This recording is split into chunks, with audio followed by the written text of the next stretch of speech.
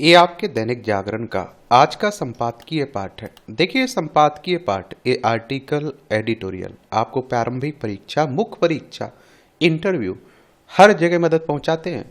यहाँ से एक सामान्य जानकारी भी आप लोगों को मिल जाती है। मंदी आई तो क्या होगा? आप देख रहे हैं कि डोनाल्ड ट्रंप जिस तरह के फैसले ले रहे हैं ना टैरिफ को लेकर, तो उसमें ऐसा माना जा रहा है कि मंदी भी आ सकती है और कई देशों की अर्थव्यवस्था बिगड़ सकती है। और इसीलिए आप देख रहे हैं कि शेयर मार्केट में भी बड़ी उठापटक चल रही है।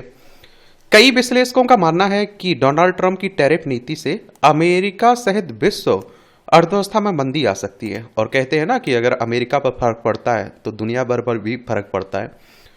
तो आप देखते हैं कि इस विषय को समझने के लिए पहले ट्रंप की दृष्टि को समझना होगा। ट्रंप इससे चिंतित हैं कि बहुराष्ट्रीय कंपनियों का लाभ बढ़ रहा है और अमेरिका द्वारा पूरे विश्व से भारी मात्रा में ऋण लिया जा रहा है, लेकिन अमेरिकी श्रमिकों के वेतन सपाट आप देखते हैं क्या हो रहे हैं, बने हुए हैं। वर्ष 2000 से 2023 के बीच अमेरिकी कंपनियों का लाभ 500 अरब डॉलर से बढ़कर 3500 अरब डॉलर हो गया है। इससे 7 गुना वृद्धि हुई है। इस अवधि में अमेरिका द्वारा लिया जाने वाला ऋण 5.6 ट्रिलियन लाख करोड़ डॉलर से बढ़कर 33.2 ट्रिलियन डॉलर हो गया है। और इसमें भी आप देखिए लगभग 6 गुना वृद्धि हुई है। लेकिन इसी अवधि में एक अमेरिकी श्रमिक का औसत वेतन $335 प्रति सप्ताह से बढ़कर $375 प्रति सप्ताह ही हो पाया है और इसमें मात्र 12% की वृद्धि हुई है। ट्रंप का लक्ष्य है कि अमेरिका श्रमिकों के वेतन में वृद्धि हो और अमेरिका द्वारा लिया जाने वाला ऋण घटे, क्योंकि इतनी भारी मात्रा में ऋण लेने से अमेरिका की आर्थिक संप्रभुता पर संकट आ सकता है। और ट्रंप द्वारा आयात कर यानी टैरिफ बढ़ाने से अमेरिका में आयातित होने वाली वस्तुओं के दाम वृद्धि होगी, महंगी होगी। जैसे जो विदेशी कार वर्तमान में $20,000 में बिक रही है, वही आयात कर आरोपित होने के बाद $25,000 में बिकेगी। और इस कारण अमेरिकी नागरिकों की खपत में गिरावट आ सकती है। जो परिवार $20,000 में कार खरीदने को उत्सुक था, वह उसी कार को $25,000 में खरीदने से शायद हिचकेगा। अमेरिका में खपत बढ़ने से मंदी आ सकती है और जेपी मॉर्गन बैंक ने मंदी की 60% तक आशंका व्यक्त की है। हालांकि मेरी समझ से यह आकलन सही नहीं है।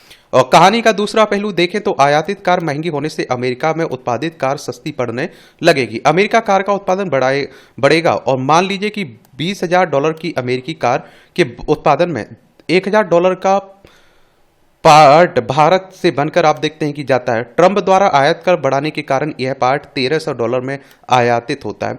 अमेरिकी कार का विक्रय मूल्य याद देखिए 2000 कितना 20,000 से बढ़कर $20,300 हो जाएगा और तुलना में आयातित कार $2,500 में आयातित होगी। और इसलिए पार्ट्स पर बढ़े हुए आयात कर को अदा करना अमेरिकी उद्यमियों के लाभप्रद होगा। और आप देखिए अमेरिका में उत्पादन बढ़ेगा, इसके अतिरिक्त अमेरिकी सरकार को $300 की आय भी होगी और जिससे सरकार का वित्तीय घाटा कम होगा, अमेरिका का ऋण कम होगा।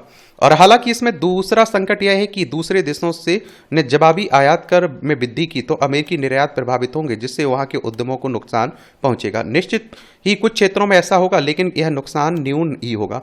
हर देश के उद्यमी दूसरे बाजार की खोज करेंगे। जैसे अमेरिका में टोयोटा का ट्रक महंगा पड़ने के कारण अमेरिकी निर्माता ट्रक का उत्पादन बढ़ाएंगे और अमेरिका में उत्पादन बढ़ने से वहां श्रम की मांग बढ़ेगी। इसका अंतिम प्रभाव सकारात्मक होगा। इसी प्रकार भारत में अमेरिका से आयातित होने वाले माल के स्थान पर घरेलू उत्पादन बढ़ेगा और जैसे अमेरिका से आयातित होने वाले बिजली के उपकरणों के स्थान पर बिजली के घरेलू उपकरणों का उपयोग बढ़ेगा। इस उठापटक में कुछ समय तक बाजार में मंदी आएगी, परंतु आप देखेंगे दीर्घकाल में प्रभाव सकारात्मक होगा। मूल बात यह है कि टैरिफ बढ़ाने से अमेरिकी अर्थव्यवस्था में उत्पादन करना अधिक लाभप्रद हो जाएगा और घरेलू उत्पादन बढ़ने से वहां पर श्रमिकों की मांग बढ़ेगी और श्रमिकों के वेतन भी बढ़ेंगे। अमेरिका में एक्साइज ड्यूटी एवं आयात कर भी वसूली बढ़ेगी। घरेलू कंपनियों का लाभ बढ़ेगा, वे अधिक कर अदा करेंगी। और आप देखिए टैरिफ नीति का दूसरा देशों पर अल्प समय में नकारात्मक प्रभाव पड़ेगा। जैसे भारत से $1,000 मूल्य के कलपुर्जों बेचने वाले उद्यमों के निर्यात प्रभावित होंगे।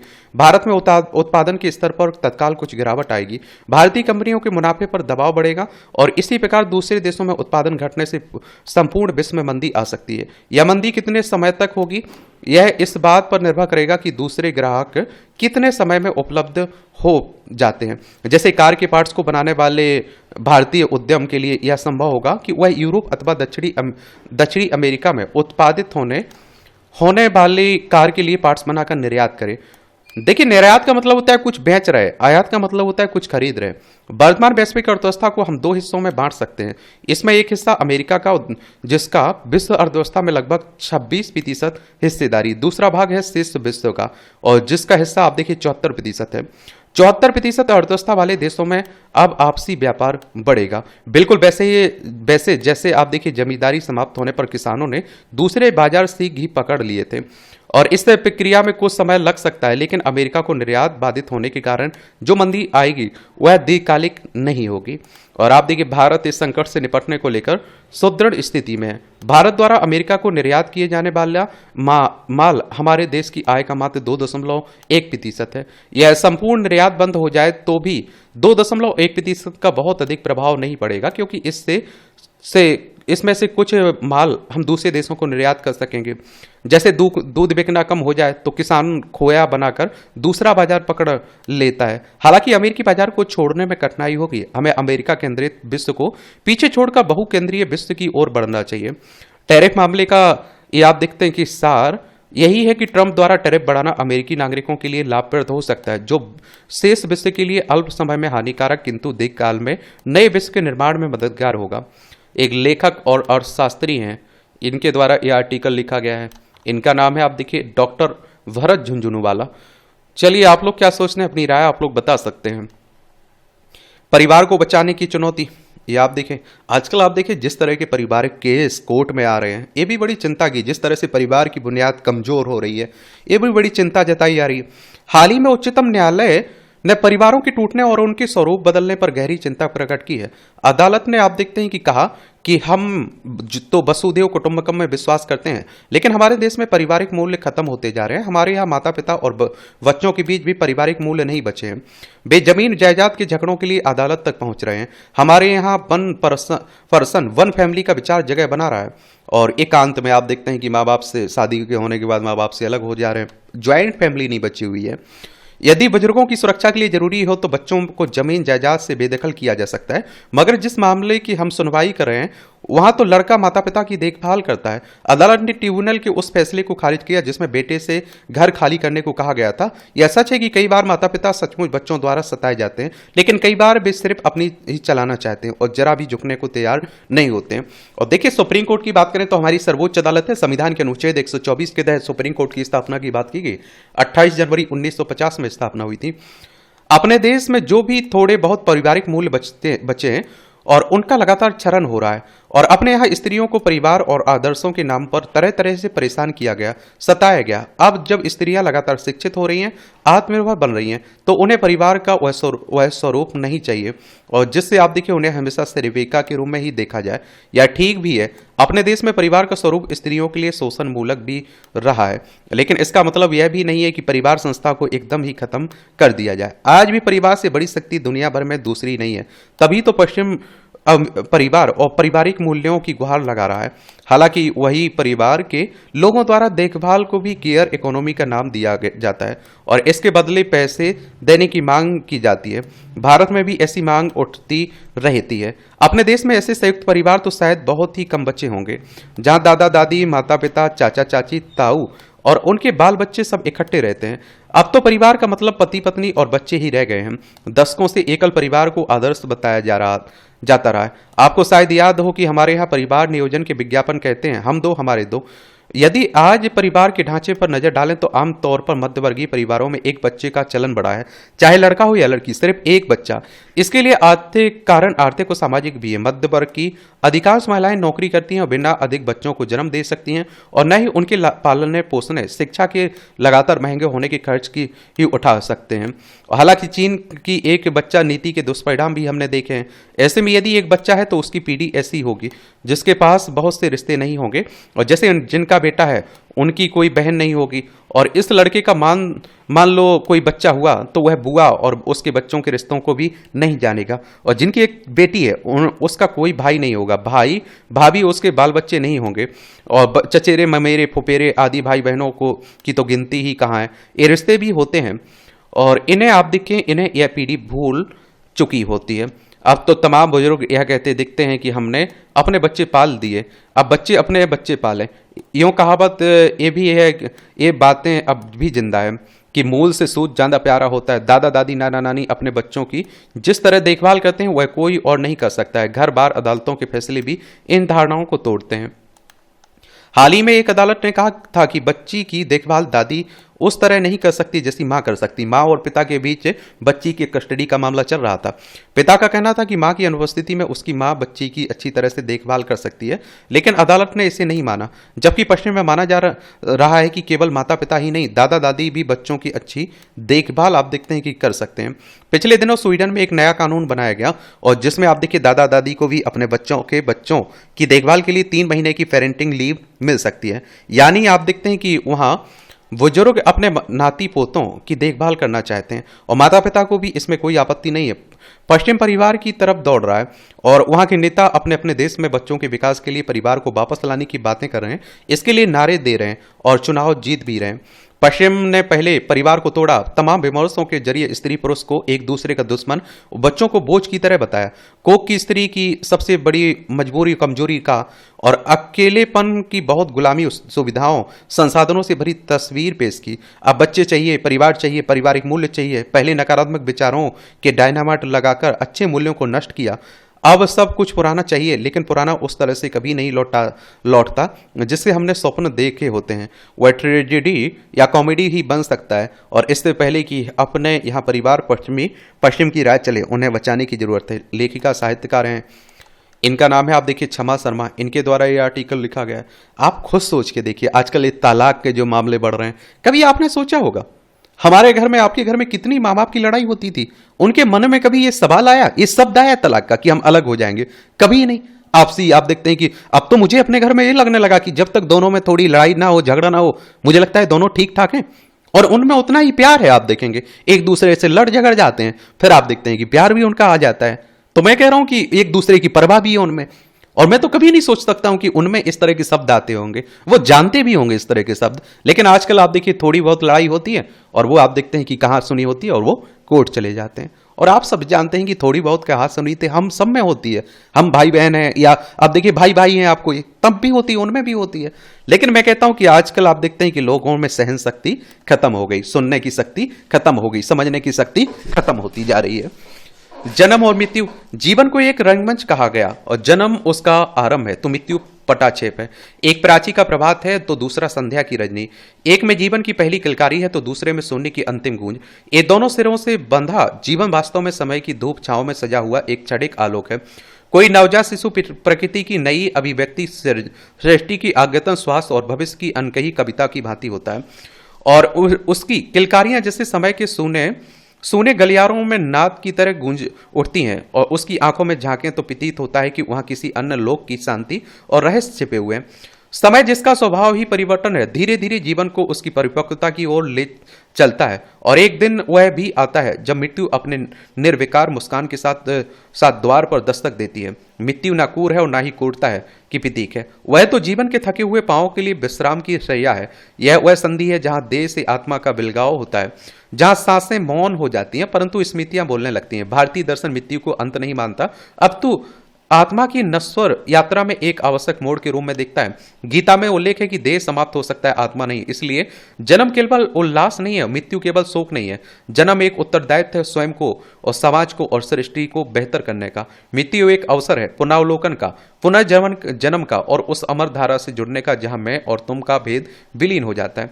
जीवन उस सेतु की भांति है जो जन्म और मृत्यु की बीच तनता है और इस पुल पर चलना ही हमारा सौभाग्य है। जितनी कोमलता, करुणा, संवेदना से हम इसे पार करें उतनी ही उज्जवल होगी वह स्मृति जो हमारे जान के बाद भी जीवित रहेगी। देख रहे हैं कितना इंटरेस्टिंग कॉलम लिखा जाता है, दिलचस्प में। आप लोग क्या सोचते हैं, अपनी राय आप लोग बताया करिएगा। हाथ आया देश का दुश्मन, जो आप देखते हैं मुंबई आतंकी हमले का मास्टरमाइंड कहते हैं, जिसे आप लोग तैबूर नागरिक, जो कनाडाई नागरिक है ना, तैबूर हुसैन राणा, वही आया ना, उसे भारत ले आया ना। मुंबई में भीषण आतंकी हमले की साजिश रचने और उसे अंजाम देने में सक्रिय रूप से शामिल रहने वाला पाकिस्तान मूल का कनाडाई नागरिक तैबूर हुसैन राणा को अमेरिका से भारत लाया जाना किसी उपलब्धि से कम नहीं है। ये अच्छी बात नहीं कि देश की इस उपलब्धि को दलगत राजनीति का विषय बनाया जा रहा है, इससे बचा जाना चाहिए। यह संतोषजनक है तो अमेरिका ने ना देर सही राणा को भारत को सौंप दिया, लेकिन इसकी अनदेखी नहीं की जा सकती कि उसके साथ डेविड कॉलमैन, हेडली और फिर दाऊद गिलानी को प्रत्यर्पित नहीं किया। उसने ऐसा इसके बावजूद नहीं किया कि मुंबई हमले में कई अमेरिकी नागरिक भी मारे गए थे। यदि ट्रंप फिर से अमेरिका के राष्ट्रपति नहीं बनते तो शायद राणा को भारत लाना मुश्किल होता। जो भी हो, भारत को केवल आप देखते हैं कि इतने ही से ही संतोष नहीं करना चाहिए। अंत में एक बड़ा आतंकी उसके हाथ लग गया। भारत को देश के अन्य शत्रुओं को भी दंडित कराने के प्रति प्रतिबद्ध रहना होगा। उन्हें और पाकिस्तान सरीखे उनके आकाओं को यह संदेश नए सिरे से देना होगा कि भारत अपने दुश्मनों को ना भूलता है और ना ही माफ करता है। राणा पाकिस्तान सैनिक का पूर्व अधिकारी है, क्योंकि उसने आतंकी संगठन लश्कर एवं पाकिस्तानी खुफिया एजेंसी आईएसआई से मिलकर मुंबई हमले की साजिश रची थी। इसलिए उसने गहन पूछताछ करके पाकिस्तान को नए सिरे से न केवल या आप देखिए बेनकाब करना होगा, बल्कि उस पर इसके लिए दबाव भी बनाना होगा। वह मुंबई हमले के गुनाहगारों को दंडित करे। इस हमले के गुनहगार पाकिस्तान में खुले घूम रहे हैं। ये आप देख लीजिए, हमारा पड़ोसी पाकिस्तान है। लद्दाख, हिमाचल प्रदेश, उत्तराखंड, क्या लद्दाख, जम्मू कश्मीर, पंजाब, राजस्थान और गुजरात, 5 राज्यों की सीमा लगती है। उत्तराखंड ये है। ये आप देखिए महाराष्ट्र है, मुंबई इसकी राजधानी है। इसकी सीमा आप देखिए गुजरात, मध्य प्रदेश, छत्तीसगढ़, तेलंगाना, कर्नाटक, गोवा से लगती है। तैयबुर हुसैन राणा से पूछताछ के क्रम में हमारी एजेंसियों को इसकी तह भी जाना होगा कि मुंबई में हमला करने आए आतंकियों को स्थानीय स्तर पर तो कोई मदद नहीं मिली। और यह भी ध्यान रहे कि राणा ने मुंबई के साथ देश के अन्य शहरों में भी उन ठिकानों की टोली जिन्हें निशाना बनाया जा सकता था। यह तो तय है कि राणा से पूछताछ में कई राज खुलेंगे। और आप देखें, लेकिन प्रश्न यह है कि क्या इसे फांसी की सजा देना संभव होगा? भारत सरकार को ऐसे जतन करने होंगे जिससे उसे फांसी की सजा देना संभव हो सके, वह भी कम से कम समय में। मुंबई हमले के दौरान पकड़े गए आतंकी अजमल कसाब को सजा देने में 4 साल लग गए, और इतने देरी राणा के मामले में नहीं होनी चाहिए।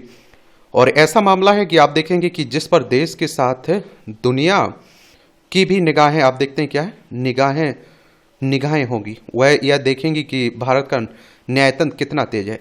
और जब खूंखार आतंकियों को सजा देने में देरी होती है तो आतंक से लड़ने की प्रतिबद्धता पर प्रश्न चिन्ह लगते हैं। और एक आप देखते हैं कि हमारी न्याय व्यवस्था पर इसीलिए तो खड़े सवाल होते हैं कि लंबा समय लगता है। सुरक्षा के लिए चुनौती। ये पंजाब में विगत कुछ माह में ग्रेनेड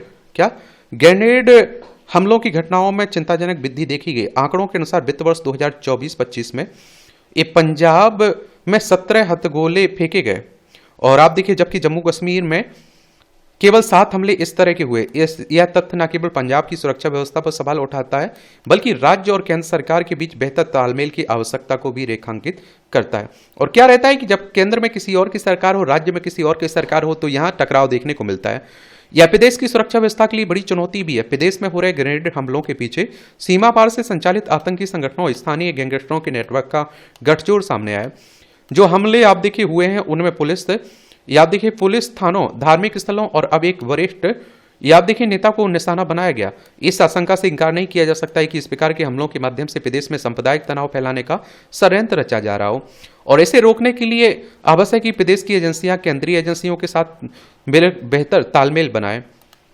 और डॉन के माध्यम से हथियारों और नशीले पदार्थों की तस्करी को रोकने के लिए तकनीकी उपाय को आज अपनाना चाहिए और खुफिया तंत्र को और मजबूत बनाना चाहिए। पंजाब की शांति और सुरक्षा बनाए रखने और इन घटनाओं को रोकने के लिए ठोस कदम उठाने चाहिए। ठीक है। और ये आप देखेंगे कि पंजाब आपको देखने को मिल रहा है, चंडीगढ़ इसकी राजधानी है। इसकी सीमा राजस्थान, हरियाणा, हिमाचल प्रदेश, जम्मू कश्मीर से लगती है। और देखिए, गुलाब चंद कटारिया यहाँ के राज्यपाल हैं और भगवंत मान यहाँ की चीफ मिनिस्टर हैं। विधानसभा में 117 सीट हैं, राज्यसभा में 7 सीट हैं, लोकसभा में 13 सीट हैं। 50,362 वर्ग किलोमीटर में फैला हुआ है आपका पंजाब। शिक्षा है विकास की बुनियाद। पिछले दिनों मध्य प्रदेश हाईकोर्ट ने गरीब छात्रों के लिए निजी मेडिकल कॉलेज में लागू मुख्यमंत्री मेधावी छात्र योजना को संवैधानिक करार दिया। कोर्ट ने स्पष्ट किया कि इस योजना के तहत समाज के आर्थिक रूप से कमजोर वर्ग के गरीब छात्रों को मुफ्त शिक्षा दिलाना असंवैधानिक या अनुचित नहीं है। वर्ष 2017 में मध्य प्रदेश सरकार ने राज्य के प्रतिभाशाली छात्रों को उच्च शिक्षा में सहायता के लिए मुख्यमंत्री मेधावी छात्र योजना की शुरुआत की थी। और इसमें सरकारी एवं निजी मेडिकल, इंजीनियरिंग और लॉ कॉलेज में प्रवेश के पश्चात 100% फीस राज्य सरकार द्वारा दी जाती है। साथ ही पुस्तकों, हॉस्टल फीस और अन्य शैक्षिक संस्थानों में भी मदद दी जाती है। और शिक्षा किसी भी देश के विकास की बुनियाद तैयार करती है और शिक्षा हर किसी की जरूरत है, चाहे वो गरीब हो, मीडियम परिवार हो, चाहे अमीर लोग हो, एक तरह से बुनियाद है। फिर चाहे वह प्राथमिक शिक्षा हो या फिर उच्च शिक्षा हो, और इनका उद्देश्य देश और समाज के लिए बेहतर नागरिक तैयार करना होता है। इसी कारण शिक्षा को संविधान में मौलिक अधिकार का दर्जा दिया गया है। लेकिन आर्थिक रूप से कमजोर उन अनेक परिवारों को ऐसे भी है जिनके लिए बच्चों को महंगी होती जा रही शिक्षा दिलाना एक सपने जैसा होता है। गरीबी में रहने वाले बच्चों को शिक्षा प्राप्त करने में कई बाधाओं का सामना आप देखते हैं कि करना पड़ता है। उन्हें स्कूल की फीस, किताबें, यूनिफॉर्म और आवश्यक सामान खरीदने में कठिनाई होती है। और आप देखेंगे कि गरीबी के कारण बच्चों को पर्याप्त पोषण भोजन नहीं मिल पाता है, जिससे उनके सीखने की क्षमता प्रभावित होती है। गरीब परिवारों को अपने बच्चों की शिक्षा के बजाय उनकी बुनियादी जरूरत पर ध्यान केंद्रित करना पड़ता है। संयुक्त राष्ट्र की वर्ष 2024 की रिपोर्ट के अनुसार दुनिया में करीब 1.1 अरब लोग गरीबी में जिंदगी बसर कर रहे हैं। देखिए, संयुक्त राष्ट्र की बात करें तो यूनाइटेड नेशंस की बात हो रही। 24 अक्टूबर 1945 में स्थापना हुई थी। न्यूयॉर्क, यूएसए में इसका हेडक्वार्टर देखने को मिलेगा। केवल भारत में 23.4 करोड़ लोग गरीबी में जीवन यापन कर रहे हैं। अब देखिए, इस तरह के टॉपिक पर आप लोग कहीं आंसर राइटिंग कर रहे हैं, निबंध लिख रहे हैं, तो इस तरह के जो संस्थान है उनके जो आंकड़े रहते हैं, रिपोर्ट रहती है, उसका भी उल्लेख कर दिया करिएगा। इन आंकड़ों से स्पष्ट है कि अगर दुनिया में गरीबी है तो उसका सबसे बड़ा कारण अशिक्षा ही है। अगर गरीबी के कारण किसी बच्चे की पढ़ाई बाधित होती है तो इसका सीधा असर उसके जीवन पर पड़ता है। गरीब छात्रों को भी शिक्षा प्राप्त करने का अधिकार है, और समाज के गरीब कमजोर वर्गों को शिक्षा देने से देश में बेरोजगारी, निम्न आय और इससे संबंधित कई समस्याओं का समाधान होता है। शिक्षण शुल्क समय पर जमा नहीं करने के कारण सरकारी योजनाओं को असंवैधानिक, अनुचित बताना कहीं से भी उचित नहीं है। और जब सरकार गरीब छात्रों के बेहतर भविष्य के लिए कई योजनाएं ला रही है, तो निजी संस्थानों की भी जिम्मेदारी बनती है कि वे भी शिक्षण शुल्क के लिए सरकार पर दबाव बनाने के बजाय धैर्य रखें और इस फैसले में उसका साथ दें, ताकि गरीब छात्रों की पढ़ाई बाधित ना हो सके। चलिए, ये भी आप देखिए, टिप्पणियाँ रहती हैं, पढ़ना हो तो पढ़ सकते हैं, छोड़ना हो तो छोड़ सकते हैं। और इसकी PDF एजुकेशन सर्कल प्लेटफॉर्म है ना टेलीग्राम पर, वहाँ डाल दी जाती है, तो वहाँ से जाकर डाउनलोड कर लिया करिएगा। आजकल आप देखते हैं AI की खूब बातें हो रही हैं। आर्टिफिशियल इंटेलिजेंस की बात कर रहा हूं मैं, कृत्रिम बुद्धिमत्ता की। तो चलिए, इसके बारे में भी बात कर लेते हैं, हम लोग जान लेते हैं। तो हाल ही में संयुक्त राष्ट्र व्यापार संगठन की ओर से जारी की गई प्रौद्योगिकी एवं नवाचार रिपोर्ट 2025 के अनुसार, इस तरह के आंकड़ों को, रिपोर्टों को जरूर याद रखा करिएगा, संस्थाओं के बारे में याद रखा करिएगा। और आप देखते हैं कि अनुसार कृत्रिम बुद्धिमत्ता यानी AI के क्षेत्र में 1.4 अरब डॉलर के निवेश के साथ भारत इस मामले में संपूर्ण विश्व में 10वें स्थान पर काबिज हो गया है। हालांकि AI में निवेश को लेकर पूरे विश्व में अमेरिका भी सबसे आगे है। 2023 में अमेरिका द्वारा इस क्षेत्र में 67 अरब डॉलर का निवेश किया गया। यह निवेश संपूर्ण विश्व में AI के क्षेत्र में हुए कुल निवेश का 70% है। अब आप जितना रिसर्च पर, इस तरह के कामों पर खर्च करेंगे, उतने ही अच्छे परिणाम भी आएंगे। वहीं 7.8 अरब डॉलर के निवेश के साथ चीन संपूर्ण विश्व में इस मामले में दूसरे स्थान पर है। इन आंकड़ों से भविष्य के दौर में प्रौद्योगिकी AI की भूमिका का महत्व स्पष्ट हो जाता है। प्रौद्योगिकी आज जीवन के प्रत्येक पहलू एवं विकास के प्रत्येक क्षेत्र में अपनी प्रभावी दखल दे रही है। आने वाला समय निश्चित रूप से ऐसा होगा कि जबकि कृत्रिम बुद्धिमत्ता जीवन के प्रत्येक पहलू की अनिवार्यता के रूप में उपस्थित होगी। और इसका कारण यह है कि AI ने जीवन के ढंग, वैश्विक विकास की गति और भी बहुत से क्षेत्रों में ऐसे आमूलचूल परिवर्तन कर दिए जिनकी अपेक्षा संभवतः AI के अस्तित्व में आने से पूर्व कदाचित नहीं की गई होगी। आज आप देखते हैं कि आज की स्थिति तो यह है कि प्रौद्योगिकी का एक एक पुर्जा कहीं ना कहीं कृत्रिम बुद्धिमत्ता द्वारा ही परिचालित हो रहा है। UN की रिपोर्ट में यह भी कहा गया है कि वर्ष 2033 तक पूरे विश्व में AI का बाजार लगभग 800 अरब डॉलर का होगा। साथ ही साथ यह भी बताया गया है कि आने वाले समय में डिजिटल बदलाव में AI की भूमिका नितांत महत्वपूर्ण होगी। क्या होगी? महत्वपूर्ण होगी। भारत, आप देखते हैं कि भारत के संबंध में यदि बात की जाए तो रिपोर्ट के आंकड़े काफी बेहतर हैं। ऐसा बताया गया है कि अग्रणी अथवा उभरती हुई प्रौद्योगिकियों को अपनाने की तत्परता के मामले में भारत पूरे विश्व में 170 देशों की रैंकिंग में 36वें स्थान पर है। यह बता सकते हैं आप लोग कि भैया ऐसा नहीं है, भारत उपलब्धि हासिल कर रहा है। और इस रिपोर्ट में देखिए भारत इतने स्थान पर है। याद रहे कि गौरतलब है कि वर्ष 2022 में भारत की स्थिति इस रैंकिंग में 48वें स्थान पर थी, तो सुधार हो रहा है। गत वर्ष जारी नेस्कॉम की एक रिपोर्ट के अनुसार भारत में AI की बाजार वर्ष 2027 तक 25 से 35% की वार्षिक वृद्धि दर से बढ़ सकता है। और आप देखेंगे कि जाहिर सी बात है कि हम तकनीक के मामले में निरंतर उत्कृष्टता की ओर अग्रसर हो रहे हैं। रिपोर्ट को तैयार करने में सूचना एवं संचार प्रौद्योगिकी प्रौद्योगिकी परिनियोजन, कौशल विकास, अनुसंधान विकास तथा वित्त तक पहुंच जैसे कई संकेतकों का सहारा लिया गया था। खास बात यह है कि भारत इन सभी क्षेत्रों में अच्छे पायदान पर काबिज है। आज नैनो तकनीक के क्षेत्र में भारत वैश्विक स्तर पर एक अच्छी खासी पहचान रखता है। और आप देखिए, किंतु प्रगति की इस रफ्तार के बावजूद भी बहुत से ऐसे मुद्दे हैं जो कहीं ना कहीं एक चुनौती के रूप में हमारे समक्ष मुंह बाए खड़े हैं। निसंदेह कृत्रिम बुद्धिमत्ता एक ऐसा क्षेत्र है जो आज के वैश्विक परिदृश्य को देखते हुए किसी राष्ट्र की प्रगति की आधारशिला का निर्माण करने लगा है। किंतु बहुत से ऐसे बिंदु हैं जो इस उभरती हुई तकनीक का स्याह पक्ष निर्मित कर देते हैं। संयुक्त राष्ट्र की रिपोर्ट बताती है कि भविष्य में एआई की वजह से वैश्विक स्तर पर 40% नौकरियां खतरे के दायरे में आ सकती हैं। अब देखिए, इसके नेगेटिव प्रभाव बताए जा रहे हैं। भारत के संदर्भ में यह स्थिति इसलिए चिंता का सबक बन जाती है क्योंकि यहां पर बेरोजगारी की समस्या पहले से ही काफी गंभीर है। एआई उत्पादकता में वृद्धि करने में सहायक सिद्ध होगी, किंतु यदि यह बेरोजगारी भी इसका इजाफा कर दे रही है तो निश्चित ही यह एक चिंता का विषय है। गूगल डीप माइंड की ओर से जारी एक रिपोर्ट के अनुसार आर्टिफिशियल इंटेलिजेंस वर्ष 2030 तक सोचने समझने के मामले में इंसानों की बराबरी करने लगेगी। अगर ऐसा होता है तो निश्चित रूप से मानव जाति के समक्ष एक बड़ा संकट खड़ा होने की आशंका है। कुछ अन्य महत्वपूर्ण चुनौतियां जो एआई के विकास के पार्श्व प्रभाव के रूप में नजर आती हैं वे हैं वैश्विक डाटा की गोपनीयता को बनाए रखना एवं ऊर्जा आप देखते हैं संकट। आज एआई से संबंधित अनेक चैटबॉट जैसी chat GPT, Gemini, Grok 3, DeepSeek इत्यादि अस्तित्व में आ चुके हैं। यूनिवर्सिटी ऑफ कैलिफोर्निया के एक अध्ययन के अनुसार चैट जीपीटी जैसे बड़े भाषा मॉडल के प्रशिक्षण में लाखों लीटर पानी खर्च होता है और 10 से आप देखिए 50 प्रश्नों का उत्तर देने में खपत की गई पानी की मात्रा लगभग आधा लीटर है। आंकड़े बताते हैं कि वर्ष 2027 तक एआई वैश्विक स्तर पर एक वर्ष में लगभग 6.6 अरब क्यूबिक मीटर पानी की खपत कर सकता है। एक अन्य आंकड़े के अनुसार गूगल पर सर्च किए जाने वाले परिणाम की तुलना में चैट जीपीटी का एक प्रश्न पूछने पर 10 गुना ज्यादा विद्युत की खपत करता है। और इसका कारण आप देखते हैं कि यह है कि एआई बहुत ही उच्च स्तर के एल्गोरिथम एवं गणना तकनीक पर आधारित है, जिस वजह से अन्य माध्यमों की तुलना में इसके द्वारा की गई ऊर्जा की खपत भी अधिक है। अंतर्राष्ट्रीय ऊर्जा एजेंसी के अनुसार एआई के संचालन के लिए विश्व भर में मौजूद 8000 से ज्यादा डाटा सेंटर वैश्विक बिजली का लगभग 1 से 2% इस्तेमाल करते हैं। साथ ही यह भी अनुमान लगाया गया कि 2030 तक बिजली के लिए डाटा सेंटर की मांग 160% तक बढ़ सकती है। और इन आंकड़ों से स्पष्ट है कि एआई का अधिक इस्तेमाल नहीं कहीं ना कहीं ऊर्जा संकट एवं पर्यावरण क्षति जैसी समस्याओं को जन्म दे सकता है। स्पष्ट है कि एआई का प्रयोग विकास एवं जोखिम दोनों को जन्म देता है। आने वाले समय में निश्चित रूप से मानव जाति के समक्ष कृत्रिम बुद्धिमत्ता के विवेकपूर्ण इस्तेमाल की चुनौती उत्पन्न होगी। अब देख रहे हैं इसके फायदे हो गए, चिंताएं जताई जा रही है। हम एआई का इस्तेमाल इस प्रकार करना होगा कि हम अपने पर्यावरण की पवित्रता को भी बनाए रख सकें एवं ऊर्जा संकट जैसे गंभीर चुनौतियों से भी निपटने के समक्ष हो सकें।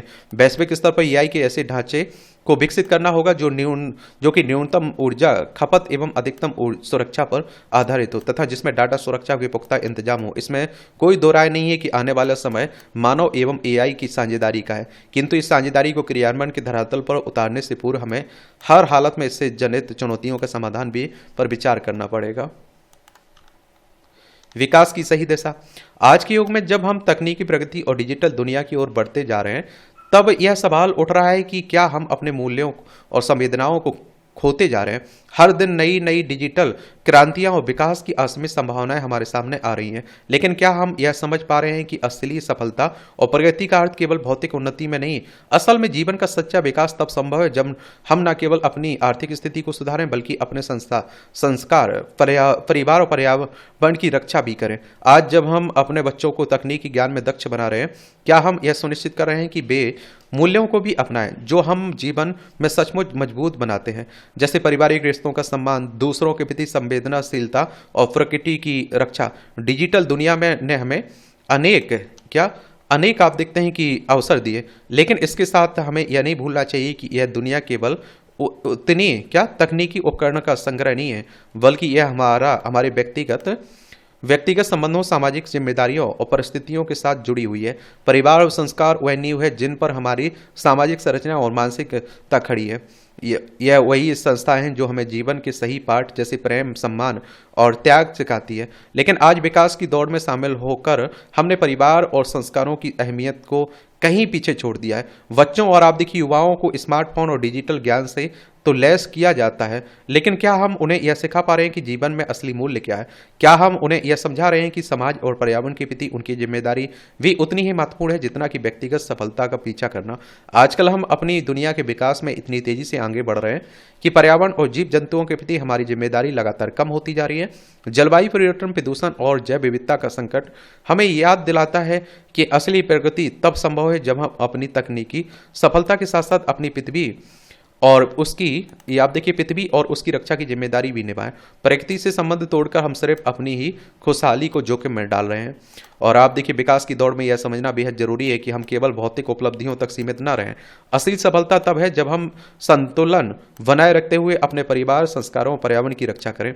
बच्चों और आप देखते हैं कि युवाओं का यह कर्तव्य है कि वे केवल अपनी शिक्षा और करियर की ओर ना भागें, बल्कि वे समाज और पृथ्वी के प्रति अपनी जिम्मेदारी को भी समझें। हमें यह याद रखना होगा कि तकनीकी विकास की कीमत पर हमें यदि हम अपनी जड़ों और प्रकृति से दूर हो जाते हैं तो वह विकास टिकाऊ नहीं होगा। इसलिए आज हमें अपने यह संकल्प लेना होगा कि हम केवल आर्थिक उन्नति की ओर नहीं बल्कि सामाजिक और पारिस्थितिकी संतुलन की ओर भी कदम बढ़ाएं। यही वह सच्चा मार्ग, आप देखते हैं क्या है, मार्ग है जिस पर चलते हुए हम न केवल अपनी पीढ़ी को बल्कि आने वाली पीढ़ियों को भी एक समृद्ध, संवेदनशील और पर्यावरण संवेदनशील समाज दे सकेंगे। आप लोग क्या सोचते हैं? अपनी राय आप लोग जरूर बताया करिएगा। बताइए, ये भारतीय स्टार्टअप्स की चुनौती।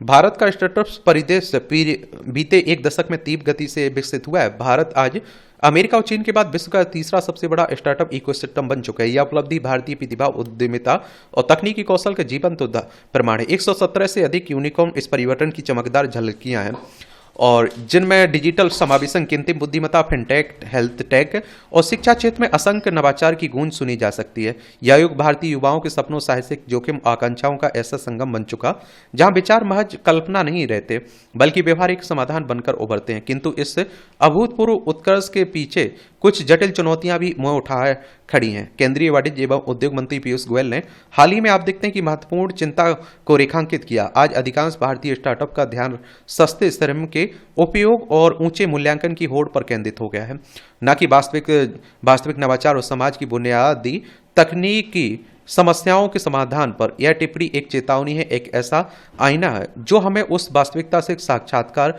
कराता है जिससे हम अक्सर आंकड़ों और प्रशंसा की चकाचौंध में अनदेखा कर देते हैं। भारतीय स्टार्टअप उद्योग का मौजूदा परिदृश्य मुख्यतः उपभोक्ता केंद्रित है, जिसमें ई कॉमर्स, फिनटेक और एजुटेक जैसे क्षेत्रों का वर्चस्व है। ये उद्योग जरा तत्कालिक लाभ और बड़े पैमाने पर सेवा वितरण की दृष्टि से सफल है।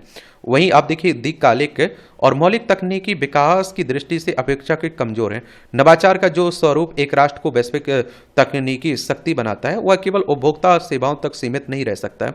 इसके लिए आवश्यक है कि स्टार्टअप ऐसी तकनीकों पर कार्य करें जो भविष्य की आधारभूत संरचनाओं और वैज्ञानिक खोजों की नींव रख सकें। इस दृष्टिकोण की अनुपस्थिति भारत को वैश्विक तकनीकी दौड़ में पीछे कर सकती है। हालांकि भारत में पिछले कुछ वर्षों में लगभग 4000 डीप टेक स्टार्टअप अस्तित्व में आए, जो रक्षा, कृत्रिम बुद्धिमत्ता, अंतरिक्ष, क्वांटम कंप्यूटिंग और सेमीकंडक्टर जैसे क्षेत्रों में कार्यरत है। यह उत्साहजनक संकेत है, किंतु अब भी ये कंपनियां अपवाद की श्रेणी में मुख्य धारा नहीं बन पाई। डीप टेक स्टार्टअप के क्षेत्र में चीन और अमेरिका की तुलना में भारत की स्थिति अब भी कमजोर है। चीन और अमेरिका जैसे देश जोखिम भरे हैं लेकिन उच्च लाभकारी क्षेत्रों में बड़े पैमाने पर निवेश कर रहे हैं। वे उन तकनीकों में, आप देखिए, अग्रणी भूमिका निभा रहे हैं जिनका प्रभाव न केवल आर्थिक बल्कि राजनीतिक भी है। भारत की तुलना में चीन अपने स्टार्टअप के लिए कहीं अधिक आक्रामक नीति, सरकार समर्थित ढांचा और तकनीकी अनुसंधान की सुदृढ़ नींव प्रदान करती है। उदाहरण के लिए 2023 में चीन की स्टार्टअप फंडिंग की 35% हिस्सा डीप टेक सेक्टर में गया, जबकि भारत में यह मात्र 5% था। यह असमानता केवल निवेश की नहीं बल्कि दूरदृष्टि और प्रतिबद्धता के स्तर पर भी है। भारत में अब भी रिसर्च एंड डेवलपमेंट में निवेश नगण्य है। सकल घरेलू उत्पाद के अनुपात में भारत की R&D पर कुल सरकारी और निजी खर्च की मात्रा 1% से भी कम है, जबकि अमेरिका में यह 3.3%, चीन में आप देखिए 2.4% है। यह अंतर न केवल नवाचार को प्रभावित करता है बल्कि आर्थिक स्थायित्व और प्रतिस्पर्धा करने की क्षमता को भी कम करता है। भारत की इस स्थिति का कारण सिर्फ स्टार्टअप की उदासीनता नहीं बल्कि सरकार की निजी सरकार, निजी उद्योग और शिक्षण संस्थानों की सामूहिक विफलता है। भारत के स्टार्टअप्स को कई संरचनात्मक बाधाओं का सामना करना पड़ता है और उनमें आप देखते हैं इनमें उद्योग, शैक्षणिक संस्थानों के बीच कमजोर संबंध, दीर्घकालिक पूंजी की कमी, श्रेष्ठ प्रतिभाओं को बनाए रखने की में कठिनाई, एक क्या कठिनाई, अपर्याप्त अनुसंधान अवसंरचना प्रमुख हैं। इसके अतिरिक्त नियामक बाधाएं भी स्टार्टअप्स के विकास में अवरोध उत्पन्न करती हैं। इसके विपरीत चीन की सफलता की भी एक प्रमुख वजह उसका योजनाबद्ध सरकारी हस्तक्षेप है और पूंजी का आसान पहुंच और घरेलू बाजार का संरचनात्मक विकास है, और जिससे स्टार्टअप्स को प्रयोगशीलता और नवाचार के लिए आवश्यक सुरक्षा कवच प्रदान किया है। यह स्थिति भारत के लिए चेतावनी की तरह है। यदि भारत को तकनीकी दृष्टि से आत्मनिर्भर और वैश्विक नेतृत्वकर्ता बनना है तो उसे डीप सेक स्टार्टअप्स, अनुसंधान एवं नवाचार में ठोस निवेश करना होगा। इसके लिए आप देखिए सरकार को कई स्तरों पर पहल करनी होगी। सबसे पहले शोध को समर्थन देने वाली नीतियां तैयार करनी होगी, जिससे शैक्षणिक संस्थानों उद्योगों के बीच सेतु का निर्माण किया जा सके। डीप टेक इनोवेशन फंड्स की स्थापना, हार्डवेयर, बायोटेक, क्लीन एनर्जी जैसे क्षेत्रों में अनुसंधान को प्रोत्साहन देना, स्टार्टअप्स के लिए अनुकूल नियामक वातावरण तैयार करना अब समय की मांग है। किसकी? समय की मांग है। ये आप देखिए राज्य गीत की आवश्यकता। ये हाल ही में हरियाणा को अपना आधिकारिक राज्य गीत मिला है। इस गीत को हरियाणा विधानसभा ने सर्वसम्मति से पारित किया है। इस मौके पर जय जय हरियाणा, जय जय जय हरियाणा, पावन धरती वेदों की, जहां हुआ हरि का आना, गीत को सदन में विधायकों, अधिकारियों और दर्शकों ने खड़े होकर सुना। और आप देखते हैं कि सीएम नायब सिंह सैनी ने कहा कि यह गीत हरियाणा के लोगों को गर्व और गौरव से भर देगा। हरियाणा से पंजाब से अलग होकर राज्य बनने के 6 दशक बाद हरियाणा को अपना राज्य गीत मिला है। चलिए एक बार हरियाणा घूम के आते हैं हम लोग। हरियाणा की राजधानी आप देख लीजिए, चंडीगढ़ देखने को मिलेगी। और नायब सिंह सैनी यहाँ के मुख्यमंत्री हैं, बंडारू दत्तात्रेय यहाँ के राज्यपाल हैं। और विधानसभा में 90 सीटें हैं, राज्यसभा में 5 सीटें, लोकसभा में 10 सीटें, 44,212 वर्ग किलोमीटर में फैला हुआ है। 1 नवंबर 1966 में इसे राज्य बनाया गया था। स्वाभाविक है कि इससे स्थानीय लोग खुश हैं, क्योंकि उन्हें यकीन है कि यह राज्य गीत उनकी संस्कृति, इतिहास का प्रतिनिधित्व करेगा। निश्चित ही इसमें राज्य के इतिहास, संस्कृति और विकास यात्रा को संजोया गया है। हरियाणा ऐसा पहला राज्य नहीं है और जिसने अपना राज्य गीत बनाया। इससे पहले आंध्र प्रदेश, असम, बिहार, छत्तीसगढ़, गुजरात, कर्नाटक, मध्य प्रदेश, मणिपुर, उड़ीसा, पुडुचेरी, तमिलनाडु, उत्तराखंड के अपने गीत हैं। उत्तर प्रदेश ने राज्य गीत 2022 में अपनाया। बंगाल ने 2023 में अपना राज्य गीत चुना। कई प्रदेश अपने राज्य गीत चुनने की राह पर हैं। जिस प्रकार राज्यों के अपने राज्य पक्षी, पशु, पेड़, पुष्प आदि प्रतीक हैं, उसी प्रकार राज्य गीत भी बनाए जा रहे हैं। हरियाणा सरकार के इस कदम ने देश के उन राज्यों की परंपरा को आगे बढ़ाया जिन्होंने पहले से अपने आधिकारिक राज्य गीत अपनाए। लेकिन कुछ लोग हर राज्य का अपना गीत होने के विचार पर प्रश्न खड़ा करते हैं। जब हम राष्ट्रीय एकता की बात करते हैं और हमारा राष्ट्रीय गीत है, तो हर राज्य का अपना राज्य गीत होने की अवधारणा किस हद तक सही है? क्या राज्य गीत का चलन हमारे राष्ट्रीय गौरव को सुदृढ़ करता है या फिर क्षेत्रीय अस्मिता को राष्ट्रीय एकता से ऊपर रखता है? इसके समर्थकों का तर्क है कि हर राज्य की अपनी अलग संस्कृति और भाषा होती है, जिसे राज्य गीत के माध्यम से संरक्षित और प्रचारित किया जा सकता है। जिस प्रकार राष्ट्रीय गीत पूरे देश की पहचान है, ठीक उसी प्रकार आप देखते हैं कि राज्य गीत किसी राज्य विशेष की सांस्कृतिक विरासत और ऐतिहासिक योगदान को दर्शाता है। राज्य गीत राज्य के लोगों में एकता और गौरव का माध्यम बनता है। इससे लोगों में अपनी मिट्टी के प्रति सम्मान और जुड़ाव का भावना बढ़ती है। साथ ही राज्य गीत का उपयोग पर्यटन और सांस्कृतिक आयोजनों में किया जा सकता है, और जिससे क्षेत्रीय लोक कला को बढ़ावा मिलता है। इसके विपरीत भारत के संघीय ढांचे को मजबूत रखने के प्रबल पक्षधर लोग इस अवधारणा की आलोचना करते हैं कि ऐसे लोग राज्यों में स्थानीय प्रतीकों को बढ़ावा देने के स्थान पर राष्ट्रीय संप्रभुता को बढ़ावा देने पर जोर देते हैं। वे तर्क देते हैं कि राज्यों के प्रतीकों को बढ़ाए जाने पर हमारी राष्ट्रीय एकता पर प्रभाव पड़ता है, क्योंकि देश पहले से ही क्षेत्रीय बनाम राष्ट्रीयता की बहस से गुजर रहा है। राज्यों के अपने गीत होने से क्षेत्रीय अस्मिता को और अधिक बल मिल सकता है, और जिससे राष्ट्रवाद के लिए शुभ नहीं कहा जा सकता है। इससे सामाजिक विभाजन बढ़ने का भी अंदेशा है। जब कोई राज्य अपने गीत और अन्य प्रतीकों को अपने पहचान का मूल स्तंभ मानने लगे, तो वह धीरे धीरे राष्ट्रीय पहचान से दूरी बनाने का कारण बन सकता है। हमारा देश अनेक सांस्कृतिक और भाषाओं वाला देश है, जहाँ प्रत्येक राज्य की अपनी विशिष्ट सांस्कृतिक पहचान है। हमारा राष्ट्रगीत वंदे मातरम हमारी राष्ट्रीय भावना को अभिव्यक्त करता है, लेकिन राज्य गीत किसी राज्य की विशिष्ट परंपराओं, इतिहास और सांस्कृतिक धरोहर को दर्शाने का माध्यम बन रहा है। हर राज्य के लोग देश के भीतर अपने राज्य का गौरव गान होना देखना चाहते हैं, मगर इसके क्रियान्वयन में संतुलन बनाए रखना आवश्यक है। राज्य गीतों को इस तरह बनाया जाना चाहिए कि इससे क्षेत्रीय विरासत को संरक्षित करने में मदद मिले, लेकिन राष्ट्रीय एकता पर कहीं ना कहीं आंच ना आए। और यह ध्यान रखना चाहिए कि किसी भी राज्य का गीत राष्ट्रीय गीत का पूरक हो सकता है, पर उसका स्थान नहीं ले सकता है। राज्य अपने राष्ट्रीय राज्य गीत बनाए, पर यह भी सुनिश्चित करे कि उसका राज्य गीत एक सांस्कृतिक पहल के रूप में देखा जाए, ना कि राजनीतिक या क्षेत्रीय पहचान के हथियार के रूप में। ऐसी से हमारे देश की एकता और अखंडता को मजबूत रखा जा सकता है। हमारी विविधता में एकता भी इसी से कायम रह सकती है। प्रत्येक राज्य का गीत जनता में स्वीकार होना चाहिए, ना कि वह सरकारी आयोजनों तक ही सीमित हो कर रह जाए। इस तरह से आप देखेंगे कि आज के आपके संपादकीय पाठ की कहानी कवर होती है। आप लोग पढ़ते रहिए, एंजॉय करते रहिए। आपका कोई सवाल हो, मेरे लिए सुझाव हो, तो आप लोग ज़रूर बता सकते हैं। मेरी तरफ से शुभकामनाएं। ईमानदारी से मेहनत करिए, अच्छे से पढ़िए। धन्यवाद।